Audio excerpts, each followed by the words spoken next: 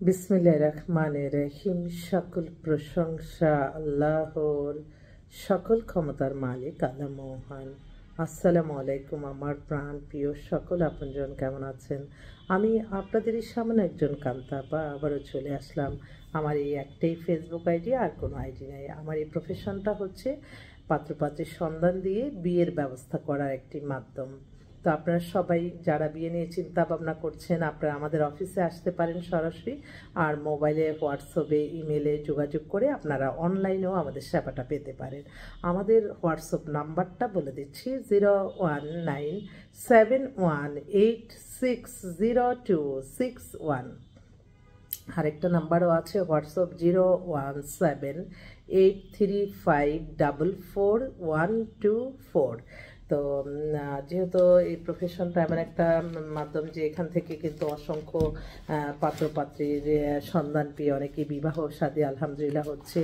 সবাই দোয়া করবেন যাতে এই ভালো কাজগুলি করে যেতে পারি। মানুষ কিন্তু আসলে আমি বাস্তব অভিজ্ঞতা থেকে বলছি, মানুষ কিন্তু আপনারা অনেকে আছে একদম এখনই রেডি অবস্থা চান। তো সেক্ষেত্রে কিন্তু আপনাদের অনেক একটু মানুষের কিন্তু একটু বয়স একটু পার হয়ে যায়, সেজন্য অনেকে আছে আবার বয়সটাও কিন্তু একটা ডিসকোয়ালিফাইড, এটাও কিন্তু মাথায় রাখতে হবে। আমাদের কাছে এই মুহূর্তে আসলে মাস্টার্স লেভেলের ইউনিভার্সিটির teacher, doctor, engineer, America, Canada, London, Australia, Sweden, Switzerland, New Zealand অসংখ্য পাত্রী আছে যারা কিনা আপনার ওই যে 30 থেকে 40, 45, 50-এর মধ্যে। তো এই যে অনেকটা সময় অনেক গার্জিয়ানরা আসলে বুঝে না। আমি একটা কথা আমার ছোট্ট একটু, কারণ আমিও মনে করি যে আমারও কোনো না কোনো দায়িত্ব এবং কর্তব্য থাকে মানুষের কল্যাণে যেটা ভালো সেটা বলার। আসলে এই যে আমরা বলি না যোগ্যতা, লেখাপড়া সব কিছু থাকে। আপনি দেখেন মানে একটা আমি আমার দিকে বলতেছি, যদি হঠাৎ দেখা যায় যে একটা যোগ্য স্থানে যখন আমি বসে যাব, তখন কিন্তু আমার মানে ওই যোগ্যতাটা কিন্তু লেখাপড়াটা না, আমার ওই চেয়ারটাই আমাকে আবার এই যোগ্য করে তোলে।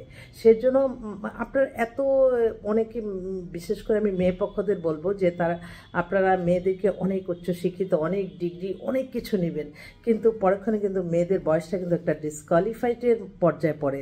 অনেকে আছে বয়সে যেহেতু হয়েছে আরও ভালো ছেলে পাবো না, এটা মেয়েদের ক্ষেত্রে বিশেষ করে একটু বয়সটা একটু সমস্যা হয়। সেজন্য আমি আমার যে পাত্রী পক্ষরা আছেন, মা বাবা আছেন বা নিজেরা আছেন, একটু চিন্তা ভাবনা করে একটু মানে সময় থাকতে বিয়ের কাজটা সেরে ফেলা উচিত। কারণ অসংখ্য এরকম পাত্রী আসতেছে, অনেক উচ্চশিক্ষিত, অনেক উচ্চ ডিগ্রি, কিন্তু এই ডিগ্রিগুলি কিন্তু এই ছেলে পক্ষরা এটাকে এত মানে ক্রেডিট মনে করে না। তো সেজন্য একটু সতর্ক করলাম আর কি। আর আমরা তো সামান্য ক্ষুদ্র প্রফেশন, এই প্রফেশনের মাধ্যমে আমিও চাই যে যেটা জানার, যেটা নিয়ে সমস্যা হবে সেগুলি আমি বলার জন্য। তো আমার একটাই সবসময় সবার প্রতি আমার একটাই অনুরোধ থাকবে যে মানুষ কখনো যাতে কোনো মিথ্যা কাল্পনিক গল্প বানিয়ে আরেকটা মানুষকে মানে আন্দাজের উপরে আপনি কল্পনা করলেন সেটা করে তাকে হয়রানি করলেন, এগুলি কিন্তু আল্লাহ অনেক গুনাহ দেয়।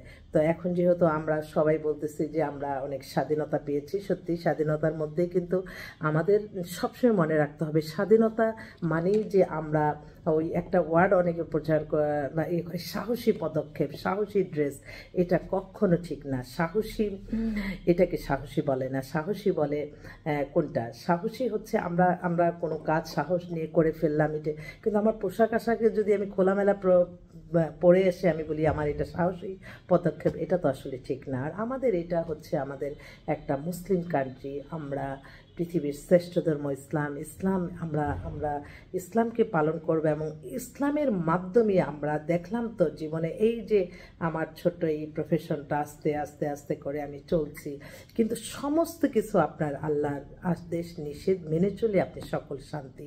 আপনি 1000 কোটি টাকা না হোক, আপনি শৌখিনতা না হোক, প্রয়োজনীয়তাটাই হচ্ছে মেন। আর বর্তমান যেই সমাজ, এখানে প্রয়োজনটাই তো মেনটেন করা কষ্ট, আর সেখানে তো আর শৌখিনতার দরকার প্রশ্নে ওঠে না। তো সেই জন্য সবাই যারা বিত্তশালী আছে, আমি মনে করি যে যারা গরিব অসহায় মানুষগুলি আছে তাদের পাশে দাঁড়াতে হবে। এই একটু শীত পড়েছে, হয়তো কত বিত্তশালী আছে তারা হয়তো একটু গরিব দুঃখীদের আশেপাশে রাস্তায় চলতে ফিরতে তাদেরকে কিছু আমি কখনোই আমি আরেকজনকে বলবো না আমি যেটা না করি, আমি সেটা করি। এবং সেজন্য আমি সবাইকে একটু অনুরোধ করব, গরিব অসহায় মানুষের কল্যাণ একটু আসতে হবে। কারণ দেখেন আমি তো আমার যে বয়স, এই বয়সের মধ্যে আমি যতটি জীবনে যত সরকার আসলো সবাইকে দেখলাম যে গরিবের জীবনের বিনিময়ে কিন্তু সবাই কিন্তু তার তার ক্ষমতা পায়। তাই গরিবকে কখনো অবহেলা করতে নাই। গরিবের আত্মদান, গরিবের জীবন দেয় কিন্তু গরিব, অসহায় গরিব কর্মীরা, গরিব দেশকে ভালোবেসে তারা দেয়। কিন্তু তারা কিন্তু তাদের পরিবার থেকে কেউ কিন্তু হয় না, হয় কি কারা, যারা মানে বিত্তশালী তারাই আবার ক্ষমতা গ্রহণ করে। এটা জাস্ট আমার একটা হঠাৎ করে মনে হলো যে আমরা তো গরিবকে কেন আমরা তাকে অবহেলা করব? গরিবের কারণেই তো আমি আমার এই চেয়ারে। তো সেজন্য গরিব অসহায় মানুষের পাশে থাকতে হবে। এবং আমার মতে আমি সবসময় এটাই বিশ্বাস করি যে সবসময় আলেম ওলামা, মসজিদ, মাদ্রাসা, এতিমখানা, গরিব মিসকিনদের সহযোগিতা করা, তাদেরকে একটু মৌলিক চাহিদা যেমন আমাদের জিনিসপত্রের দাম এগুলি একটু হাতের নাগালে থাকা। মধ্যবিত্তেরা তো মানে খুবই কষ্ট হয়, জিনিসপত্র আয়ের সাথে ব্যয়ের অনেক সামঞ্জস্য। আর মানুষ তো বেশি অতি মুনাফাকারী হয়ে যায়, মানে ব্যবসা বাণিজ্য করতে গেলে 1 টাকার জায়গায় 100 টাকা সে লাভ রাখে। সেগুলির জন্য কিন্তু আল্লাহর কাছে জবাব দিতে হবে। আমি আমার ছোট্ট প্রফেশনের মাধ্যমে আমি বলছি প্রত্যেকটা মানুষকে আপনার আয়ের সাথে ব্যয়ের যাতে সামঞ্জস্য থাকে এবং মুনাফাকারী, যেখানে আবার আপনার ঠিক আছে আমি যেমন আমার নিজেকে দিয়ে আমি বিচার করি যে যখন আমি মনে করি যে আমার প্রয়োজনটা মিটিয়ে গেছে তখন আমি কিন্তু দানের দিকে চলে যাই। আমি আলহামদুলিল্লাহ আপনার মাশাআল্লাহ বলবেন যে আমি যা আর্ন করি অর্ধেক আমি দান করে দিই। এটা আমার মায়ের অভ্যাসটাই আমি পেয়েছি। সেজন্য আমার কখনো কোনো জমানো কোনো কিছু নাই। জমানো থাকলে ওই দেখবেন যে ওই জমানো টাকাই কিন্তু আবার ওই যে অসুখ বিসুখ বাদে শরীরে, ওই যে জানমালের সদকা দেয় না মানুষ, সেজন্য কিন্তু এই সমস্যাগুলি পড়তে হয়। সেজন্য জানমালের সদকা দিতে হবে, বেশি বেশি জমিয়ে না রেখে আপনারা নিজে প্রয়োজনটি মিটিয়ে অন্যদেরও একটু কর্মসংস্থানের ব্যবস্থা করলেন, না হয় একটা মানুষকে কিছু কাজে লাগিয়ে দিলেন। এইভাবেই কিন্তু মানুষের সেবা করা যায়, আর এগুলির মধ্যেই সকল শান্তি। তা আমি সামান্য ক্ষুদ্র মানুষ একটু অভিজ্ঞতা থেকে কিছু কিছু বলি। এটা আমার হঠাৎ করে মনে আসলো যে কখনো দেখি না কোনো বিত্তশালী মারা গেছে, সেই বিত্তশালী এর কারণেই সে ক্ষমতা পেয়েছে। ক্ষমতা পায় সমস্ত গরিব অসহায় মানুষগুলি যখন তারা একটু কিছু অর্থের জন্য তারা দেখা যায় যে হয়তো কোথাও আন্দোলন করলো, তারাই কিন্তু মরে যায়, কিন্তু বড়লোকটা কিন্তু আবার বড়লোকই হতে থাকে। এটা জাস্ট আমার অভিজ্ঞতা থেকে বললাম। তো সবাই ভালো থাকবেন, দোয়া করবেন যাতে সুন্দরভাবে এই মানুষের কল্যাণমূলক কাজটা করতে পারি। মানে আমি তো দেখলাম যে ক্ষমতায় মানুষকে যোগ্যতা বানিয়ে দেয়, এটা এত অভিজ্ঞতার দরকার না। তাহলে চাকরির ক্ষেত্রে এত অভিজ্ঞতার দরকার কি? আপনি চাকরি দিয়ে দেন, ঠিকই তারা চলতে পারবে।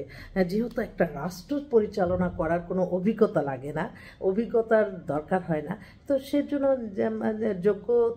যোগ্য অনুযায়ী চেয়ারে বসাই দিলেই তো সে সম্পূর্ণ সব কিছুই চালাতে পারে। এটা ছোট্ট একটু অভিজ্ঞতা থেকে বললাম। তো সবাই ভালো থাকবেন, ভুল হলে ক্ষমা করে দিবেন। আসসালামু আলাইকুম।